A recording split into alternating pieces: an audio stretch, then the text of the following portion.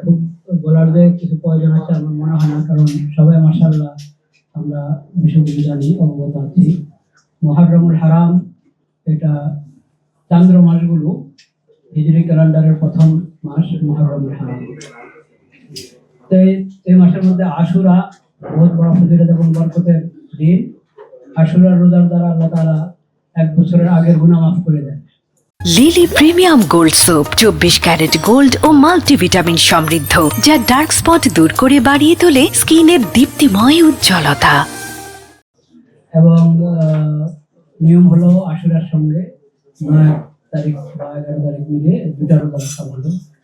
আল্লাহ তাআলা এই রোজারও আমাদেরকে তৌফিক দান করেন, আর সম্মানিত মাসের সম্মান রক্ষা করেন, একবারে জাতীয় পর্যায় থেকে নিয়ে ব্যক্তি পর্যায় পর্যন্ত সব জায়গায় এটার আমরা খেয়াল রাখি। আল্লাহ তাআলা আমাদেরকে সেই তৌফিক দান করুন। আমিন।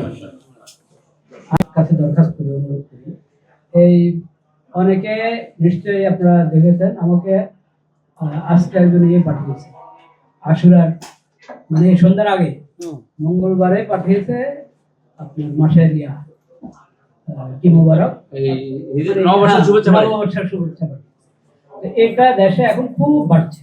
আমি মনে করি এটা সরকারের জন্য ব্যবস্থা নেওয়া দরকার, কারণ পুরা দেশের সমস্ত ওলামায়ে কেরাম এবং সব শ্রেণীর প্রতিনিধি ওলামায়ে কেরাম এবং আপনার সরকারের পক্ষ থেকে নির্ধারিত হেলাল কমিটি, স্বীকৃত হেলাল কমিটি, যেখানে ওলামায়ে কেরাম আছেন, সব শ্রেণীর বিশেষজ্ঞরা আছেন, এটার বিরোধিতা করে অবস্থান গ্রহণ করা, আগে রোজা আগে ঈদ, এটা যেভাবে বাড়ছে আমি মনে করি এটা দেশের আইনের খেলাফ, শরীয়তের বিধান তো খেলাফই।